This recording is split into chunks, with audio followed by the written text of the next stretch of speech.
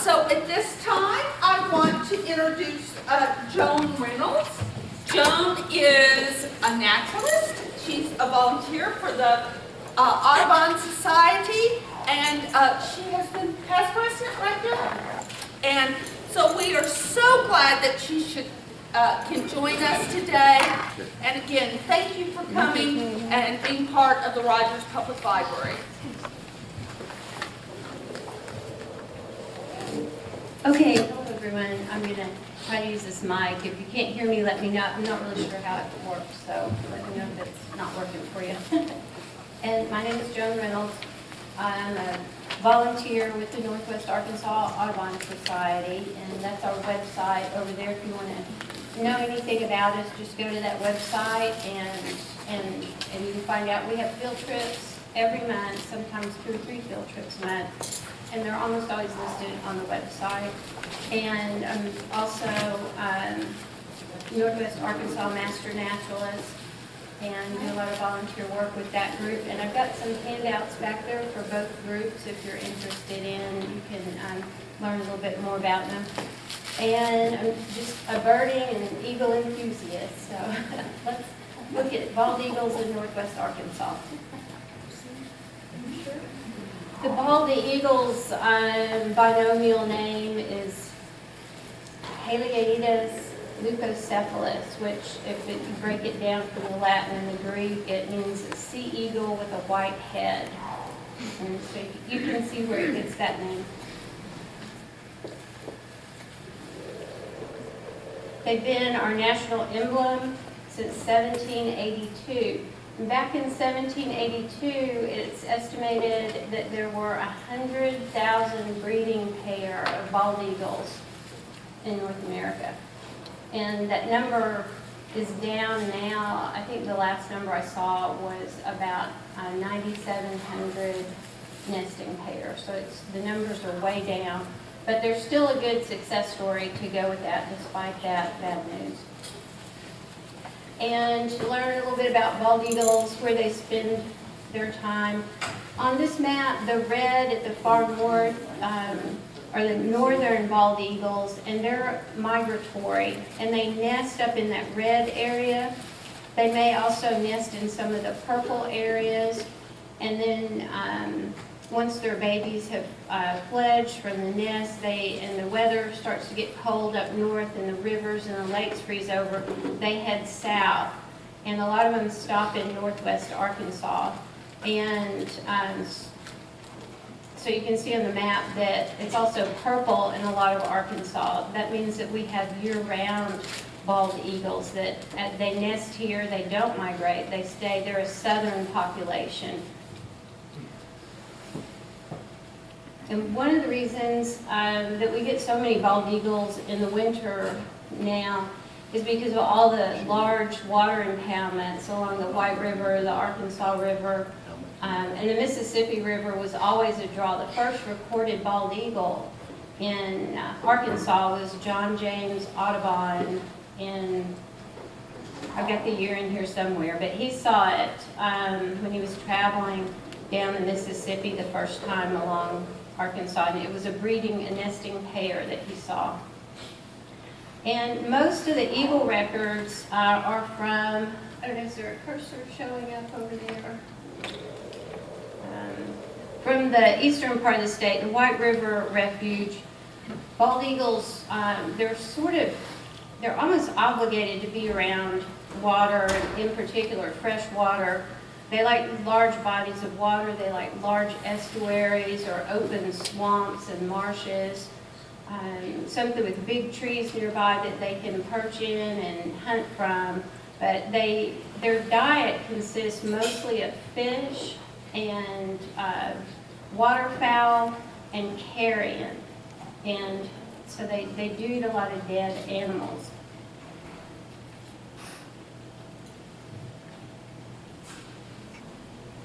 Historically, we'll look at some of those numbers. Maybe I've got them here.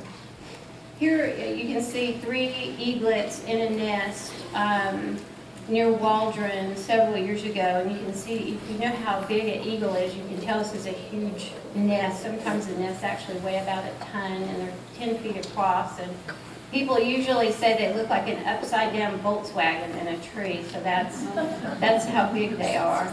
And they do nest here. We're really fortunate to have them year-round. And I run into a lot of people who say, I've never seen an eagle. And I think it's because they've just never looked up. In this picture, there's about 20 or 30 bald eagles of all ages, kettling, which is one of the things they do, just like vultures in the area. When there's a warm wave of air rising up, they'll use that to push them up higher so that they can just glide off and sail away.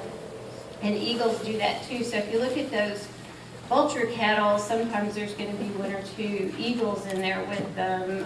Particularly Bella Vista area is one of the areas where I see a lot of that going on. And back to what eagles like to eat, they will actually, in migration, follow a flock of waterfowl, usually smaller ducks, and these are coots. They're not ducks, they're in the rail family, but they're similar to ducks. And eagles are known to follow those flocks during migration, so that they've always got a meal handy. And this photo was taken at Lake Fayetteville this year. And so these eagles that you see harassing the ducks on Beaver Lake and the other lakes in our area are probably the migratory ones that followed the flocks through. And several of my photos in here I need to point out, I borrowed a lot of photos from Joe Neal, who's also a big birding enthusiast. And if they're his, they've got his name on there. And this is an eagle showing us that he is a carrion eater. I don't know if you can make that, but that's a deer leg he's holding on that limb. And he's very proud of it. He's not going to let go of it.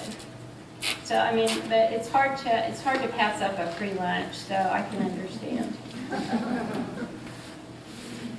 And this photo was taken near Decatur, Arkansas, which is western Benton County. And you can see in those snags all these eagles. And at first glance, you might think, oh, look, there's some golden eagles in there. But the brownish ones are juveniles. They don't get that white head and that white tail until their 4th or 5th year. And in between, they go through a lot of different changes in their color. Here's a 4th-year bald eagle, and you can tell he's a bald eagle. If you saw him, you would know what that is.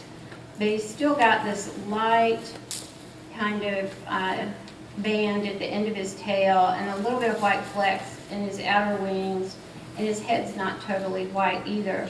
And so the best way, if you're wanting to, when you see a bird like this, odds are it is going to be a bald eagle, even if it's mostly brown. These are the different stages that they go through. This would be a nestling. They've got dark bellies, would be a primary way to find them. Dark belly and lots of white in their other wings, and their head's dark also. And then somewhere in that first year, they lose that dark belly, but their head is still dark. And then the next year, their head's getting a little lighter. And here, their wings are getting a little darker.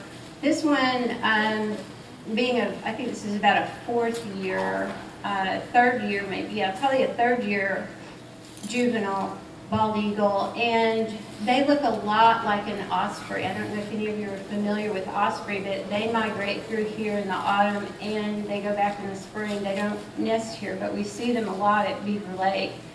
And this bird at a distance sitting in a tree, because it's got a darker head and a dark streak through its eye, looks a lot like an osprey. So that's something that you might confuse it with. And then they get a little more apparent, looking like a grown bald eagle. And so that 5 years that they're in those different molts and plumages, they're not old enough to mate yet. they're not mature enough, so they have to live for 5 years to even try to start raising a family and making more eagles. And most of them are not successful with their first pairing or their first nest or their first brood. It may take them 2, 3, 4 years before they're able to pull off even 1 or 2 chicks. So it's really, it's hard for them to learn the right kind of tree to build a nest in. Their nests are huge, so it has to be a tree that's very large and sturdy and isn't going to break in the wind, and so maybe it ought to be in a sheltered place. And one of the eagles that we most often confuse the bald eagle with is this golden eagle. This is another of Joe's pictures that he took out in western Oklahoma, where you might more frequently see a golden eagle because they're not quite as obligated to be around water as the bald eagles are, and so they live out in these open ranges, prairies, and grasslands. Their food may be more mammals and less fish, but they're very similar in size and color, and especially they do look like a juvenile bald eagle. And this is from the Sibley book here, which if you're really interested in learning about birds in our area, this is a really good field guide and reference book to use to study birds. It shows them at different ages, like you can see these eagles. Over here's the golden eagle, and you can see on the first year golden eagle, which is on this side. Is that cursor showing up anywhere? Well, they've got white spots on the top of their wings here, and you'll never see that on a bald eagle. The bald eagle won't have those white spots, so you can see that the eagle over there on the far page that's got the white spots, that would be a first year golden eagle. And that would be one way to tell it from a juvenile bald eagle. But you can see they're pretty similar in those next couple of years. So it's hard to tell, and that's why you need a book to help you learn the differences. And you can see this eagle, if you're familiar with ospreys, that really looks like an osprey right there, and especially when he's high up in a tree and fishing just like an osprey, and you really think he is. So we do have golden eagles here in northwest Arkansas that pass through. There, but not very many of them. And the one reliable place to go see them might be the Kings River area around Eureka Springs. I hear from good sources that they're there regularly, and I've seen them there. I've even heard that there's a golden eagle nest there, but I haven't confirmed that. I don't know where the location is, so I don't know if that's so or not. But we do have golden eagles, so it can confuse you. And then just when you think you've got all those plumages and molting stages figured out, you get a curveball. This was an eagle that was on Beaver Lake about 4 years ago, I think, and it showed up 2 years. And it's leucistic, and that just means that it's whitish. It's white where it normally wouldn't be white. And that kind of variation is probably something that went wrong in the egg and caused the pigment in the feathers to be white. But they're not uncommon. And this one was really a beautiful, beautiful bird. And if you went on any of the Hobbs State Park Eagle cruises back then, you might have seen it. That's where I saw it. And my picture was not nearly as good as Park flips. And just some little notes about bald eagles in Arkansas. that we did have eagles historically, but the creation of the large reservoirs in Arkansas dramatically increased the wintering eagles here. And there are some really large eagle roosts in our area. Over in western Benton County, in the Spavinaw Bottoms, there's usually hundreds of bald eagles that roost in one particular area. And they move from year to year. They don't always return to the same roost. And one year, some grad students went in there and counted 400 birds in that roost. So that's a lot of eagles.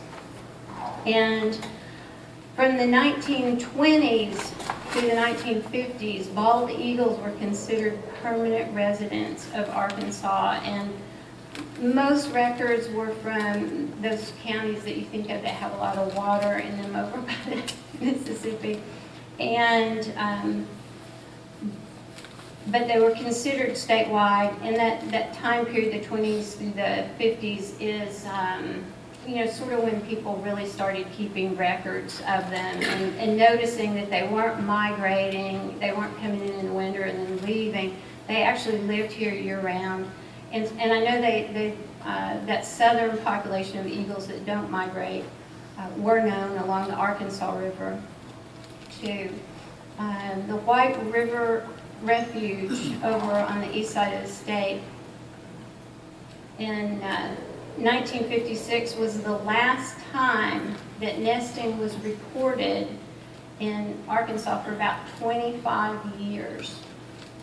And there was this, it was probably the pesticide DDT that was widely used on crops and against mosquitoes that the bioaccumulation from the mosquitoes to whatever eats the mosquitoes to all the way up the food chain to the eagle. So the eagle was getting a very large dose of DDT, and it caused their eggshells to be really weak. And so just the normal handling and turning and keeping warm of the incubating the egg, just the eagle's normal behavior would crush the egg. The shell was so weak. So their numbers just dropped drastically. And this was nationwide. And so the next time that a pair attempted to nest in Arkansas was in about 1980. I'm in 1982. And that was 1820 that John James Audubon was the first person to write about bald eagles nesting in Arkansas.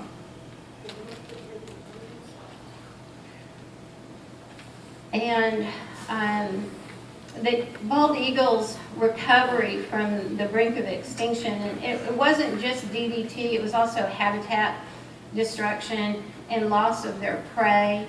I know when the United States changed from a mostly agrarian, small town kind of place to have large cities, people weren't just hunting for their own food. They began going out hunting and killing hundreds and thousands of ducks and other animals and packing them off on wagons and trains and shipping them into the city to be sold at markets and in restaurants in the cities. And so all of our wildlife took a plummet at that time. That was probably the mid-1800s. And so the eagle numbers that we think historically were like 100,000 mating pairs dropped drastically at that time because they had nothing to eat. And Arkansas did help participate in recovery efforts of the bald eagle. One of the projects were some young eaglets that were taken from a nest, I think in Minnesota, and they were brought down. They constructed nests on the Buffalo River, and they were hoping that these eagles would come back and nest there. And I'm not really sure of the success of that, but I do know that there are eagles that live year-round in the Buffalo River area. So anytime you go there, you'll probably see a bald eagle. You might even see a golden eagle. I know they've flown through there typically in the winter, though. And here's just some interesting facts about eagles. Their average weight is from 8 to 12 pounds. The southern population that doesn't migrate are typically smaller than the eagles that live up in the extreme cold north of Alaska. You have a better chance of success as a bird in these extreme cold situations if you have a greater body mass, because your body retains the heat. It doesn't have to burn a lot of calories to stay warm. And also their wingspan is longer, maybe even up to a foot longer. And so they don't have to spend as much time and energy flapping. They can just soar and conserve energy, and that helps them survive in those colder conditions. And so in Florida, bald eagles may weigh 6 pounds, but in Alaska, a healthy female could be 18 pounds. So that's probably a big size difference, not just weight difference too. And they have, they're sexually dimorphic. The males weigh about 25% less than the females, and that's because the females have, that's typical in birds actually, that the females are larger because they have to be stronger to carry, they have a lot more reproductive duties that they have to do. And they can fly about 30 miles an hour when they're just flying on their own wings, but they'll dive after prey, and that dive could turn into like 100 miles an hour, boom, when they're going after something. So that's pretty impressive. And their grip is incredible. I don't think I want to have one get maybe at 400 pounds per square inch and huge, huge talons, so they can take down pretty big prey. Humans, a strong male human can typically have 140 to 170 pounds per square inch with their hands, so that's a pretty big difference. Migration varies. How far they migrate in one day depends on the weather. If the winds are blowing the right direction, they might travel 125 miles. If the wind's blowing against them, they may just stay put. 75% of eaglets die before they're 1 year of age, and their lifespan in the wild is thought to be about 22 years. In captivity, they've lived, several have lived up to around 50 years because they've got a constant healthy food source. They're not having to fight to make a living, and they get veterinary care if anything goes wrong.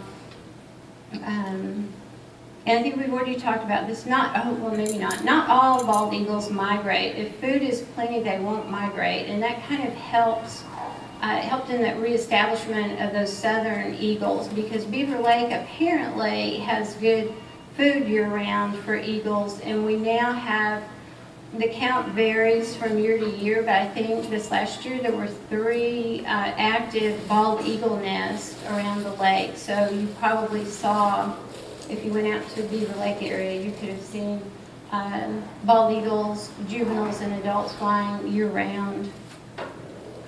Their eyesight is really incredible. They can spot their prey. If it's moving, they can spot it at 3 miles away, which is, I guess that's why they call it eagle eye. And they can carry up to 1/3 of their own body weight, but they often kill much larger prey and just eat it on the sight. And speaking of the eagle eye, if you see how large that eye socket is and how huge that beak is, that's a real fine-tuned machine, that skull. And their eyes are very interesting the way that they work. They've got 2 focal points so that they can look straight forward and then all around to the sides at the same time with these 2 focal points. They can also just look one direction, use basically one eye at a time to look if they want to. In northwest Arkansas, around our area, there are so many places to watch bald eagles. One of my favorite places is Eagle Watch Nature Trail near Gentry. It's just a short walk from the parking place to they've got 2 pavilions now on the lake that you can walk to, maybe about a half a mile walk, quarter-mile walk, and view eagles and other birds. And Lake Fayetteville in the winter time is very reliable for bald eagles because, well, anytime you see a lot of ducks on Lake Fayetteville or any other lake around here, just keep an eye out because there's probably an eagle or 2 that's following that flock of ducks or coots. And Beaver Lake, of course, if you get an annual pass, you can just go to those Corps of Engineers parks anytime you want and go bird watching out of the lake and see what's there year round. It's just a really good thing. Hobbs State Park offers eagle cruises in the winter that they take you out on a pontoon boat. I think it costs $10 a person, and they take you out for about an hour up the Van Winkle arm of the river, and there's usually several eagles up on that arm because the majority of that arm of the lake is surrounded by Hobbs State Park, so there's not that many there's no houses in the back end of it, so it's less disturbed, and the eagles like to hang out back there. Lake Sequoia near Fayetteville is a good, reliable place. You might even see American pelicans out there. If you want to take a little drive down to the Arkansas River, it's anywhere along there is pretty reliable for bald eagles. The Sequoia National Wildlife Refuge near Vian, Oklahoma, is just across the border, and it's on the Arkansas River.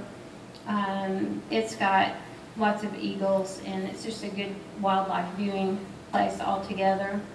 And Bella Vista, it seems like every time I drive up there to see somebody, you know, there's a bald eagle or 2 circling around. So I'm kind of the opinion that anywhere you go in northwest Arkansas, especially around water, you're going to see eagles, but you need to look up.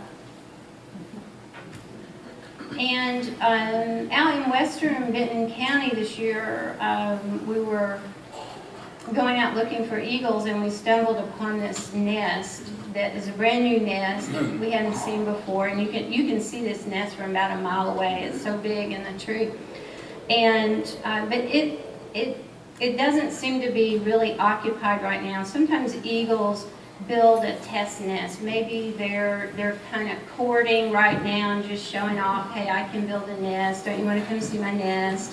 And it's a place to hang out and call their own. And they may migrate hundreds and hundreds of miles away and build their real nest. Or we might get lucky and they might stay here and nest. And maybe next year they would use this nest. Eagle nests are used, they can be used for decades. And they're also used by other bird species. Great horned owls might use them if the eagles don't use them.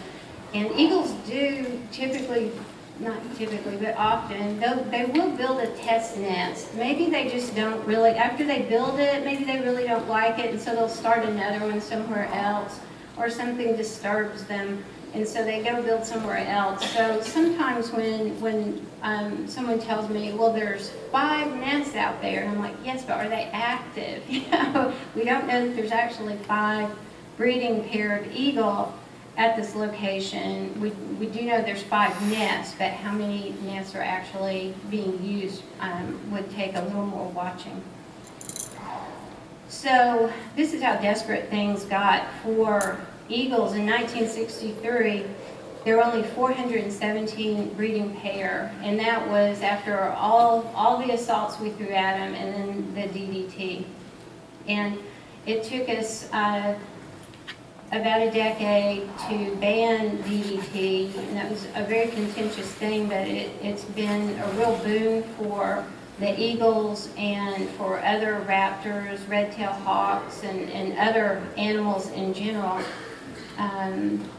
And it wasn't just banning DDT that helped them, it was also habitat conservation. We need big areas of land that they're safe in, that they're not going to be hunted, because that was one of the other things that was taking the bald eagles, or people were just shooting them. They don't need and they don't eat them, but they shoot them. Maybe they wanted their feathers, I'm not really sure, or maybe they were just out, you know, seeing how loud they're going to go off. I don't know, but it was just a slaughter, basically. And so education, public education played a big part in it, and reintroduction efforts, you know, taking bald eagles that have been, eggs that have been hatched in zoos and other places, and perhaps some of those extremely fragile eggs, if you could get to them before they cracked and get them out of the nest, you could incubate them and raise the nestling and release it. And so it took a lot of work by a lot of really dedicated people, but by 2007, eagles were removed from the endangered species list, which is really incredible. But they're still protected under the Eagles Act, and we'll talk about that in a minute. So in 2015, it's thought that there's almost 10,000 nesting pairs recorded in the U.S., which is a great success for the Endangered Species Act, and it just says a lot about the dedication of people to save our national inland. And in doing that, we help so many other species. It seems like any time you do something to help one species, it just has a big effect that helps other plants and animals both. And that Bald and Golden Eagle Protection Act was passed back in 1940, and that was the first time people started thinking, hey, we're going to lose our national symbol. That would be awful. So we need to pass a law to protect it so people won't be out there taking pot shots at them. And so you can read this, but it says that the Act prohibits anyone without a permit issued by the Secretary of the Interior from taking bald eagles, including parts of their nests or their eggs. There are criminal penalties for it for anyone who takes or possesses, sells, purchases, barters, or offers to sell, or transports or exports or imports at any time or any manner any eagle, alive or dead, or any part, nest, or egg thereof. And take is defined as pursue, shoot at, poison, wound, kill, capture, trap, collect, molest, or disturb. And disturb is further defined, meaning to agitate or bother the eagle to a degree that causes it or would likely cause it to injure the eagle or to decrease its productivity by interfering with its normal breeding, feeding, or sheltering behavior, or anything that might cause it to abandon a nest. And so if an eagle started to build a nest and you waited until it was flying away and wasn't there, and you thought, well, I'm not going to disturb it if I take that nest down and move it, but that is disturbing it, because when it comes back and it sees its nest is no longer there, that's still disturbing the eagle. So you don't want to do that.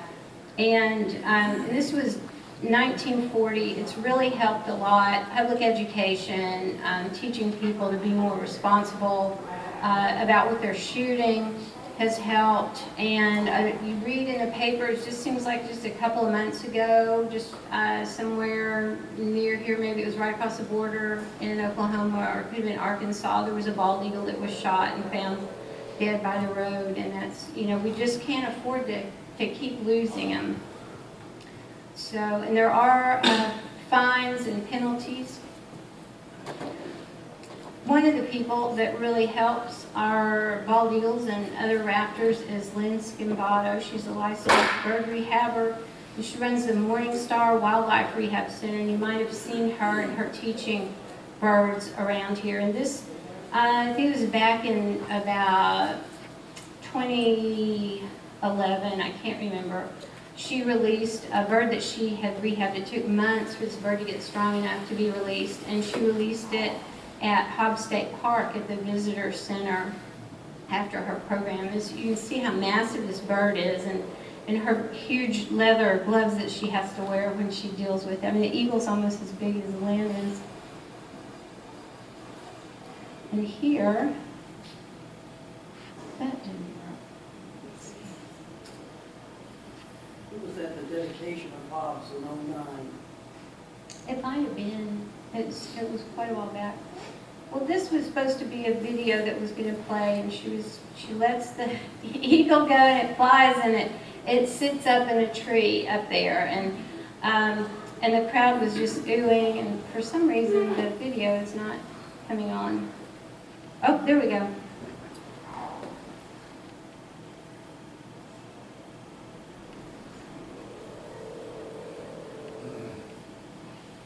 Hopefully. It's pretty amazing. She spent a lot of time with this bird, getting him back out in the wild, so it was really impressive. How old is the bird at that point? At least 5 years old. It was a full adult. And probably one of the most amazing things I thought was the audience reaction to this bird when they saw it up close, how big they are, how powerful they are. If you ever get a chance to go see Lynn and her birds, because she does these talks around the area, you should go do it. It's really, really good.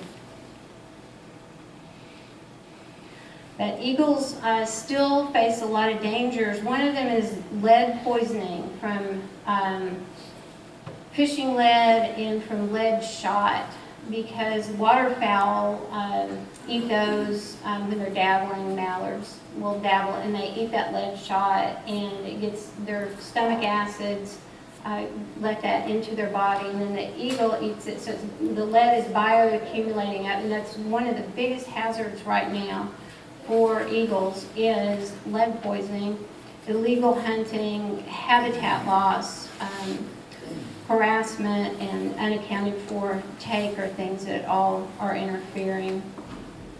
But there are things that we can do to help eagles. One of the things is to try to stop using pesticides in your yard. We a lot of times use insecticides, fungicides, herbicides, and they all enter the food chain, and not just the eagle's food chain, but your food chain too. And using lead-free fishing tackle and lead-free ammunition would go a long way to help these birds and the ducks, and it would help people, because when that duck ingests that lead and then you eat that duck, you're also taking in lead, and it does the same things to you. It affects your nervous system and your muscles. The awful, horrible things that it does to the eagles, it does the same thing to people. In our yards, we can grow plants that are better suited for our location, particularly native plants, things that would help us reduce fertilizer and water use to keep our streams more clean. You can do volunteer work restoring habitats on public lands. That's the Northwest Arkansas Master Naturalist Group and the Northwest Arkansas Audubon Group both have opportunities that people can learn how to help out, and also support increasing public wilderness areas, because eagles, they don't like to be disturbed, and a lot of animals don't like that. And the first thing when we get some public land, the first thing we do is we want to build access to it, and camping and hiking and motor bikes and bicycles and ATVs, and we just love it to death. And so we need to keep some of those areas, wilderness areas, where the birds and mammals and everything feel safe and they can reproduce in peace. Other things we can do is support the Arkansas Game and Fish Commission. They do a great job with our wildlife. U.S.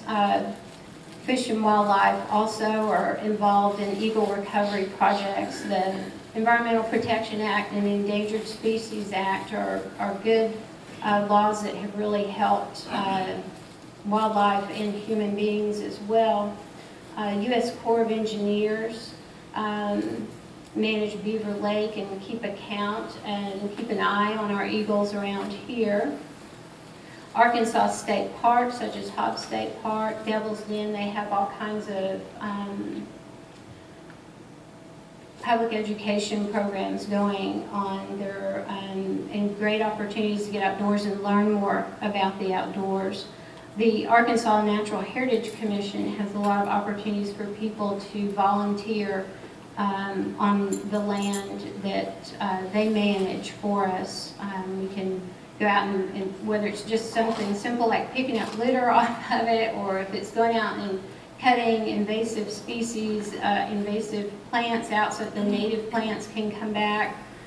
Lots of work like that. And then, of course, supporting people like Lynn Scimbato with the Morningstar Wildlife Rehab Center goes a long way, because when those animals get injured, they hit cars, they fly into power lines, they get tangled up in trees, or they get lead poisoning and need some medical attention. And people like her are they're the heroes out there.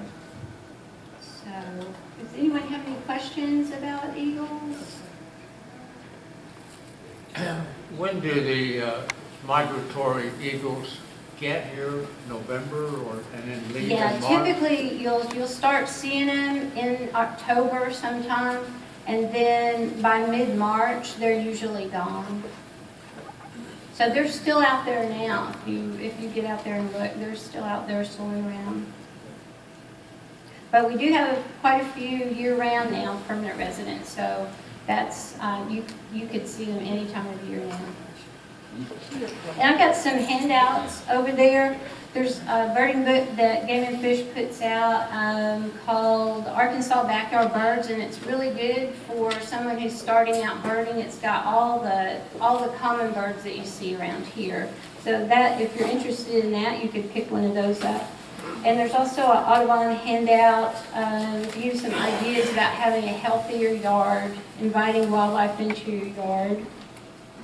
And there's some little cards over there that have the Audubon website address on it, and also the Northwest Arkansas Master Naturalist website on it. If you'd like to learn more, you can go to those websites and check them out. So that's it. Thank you. Do you know what happened to the all-white eagle that used to come here? We No. haven't seen it for what, 2-3 years? Yeah, I haven't, and I haven't heard. I went online looking for it, see if I could see some reference to it up north, because it was a migratory bird. It was only here in the winter, and that photo of Flips was actually on someone's blog. They were looking for leucistic eagles too, and they had posted a few pictures, but I never did find that one anywhere. So, don't know where he is. At what age do they get their white feathers overhead? 5 years. Takes 5 years. And that's when they first start attempting to breed also, but they're usually not successful for another 1, 2, or 3 years. So they're 8 years old by the time they have a chick. That's a long time. What is the lifespan? How many years? In the wild, they could live like 20, 25 years, but most of them die. Like 70, 75% of them die before they're age 1. And but if they make it through that first year, they've got a good shot of getting up to 20 years. And a lot of them have been banded. There's a lot of data on eagles now because they've been banding them in the nest and following them, and so we know a lot more about them now than we used to.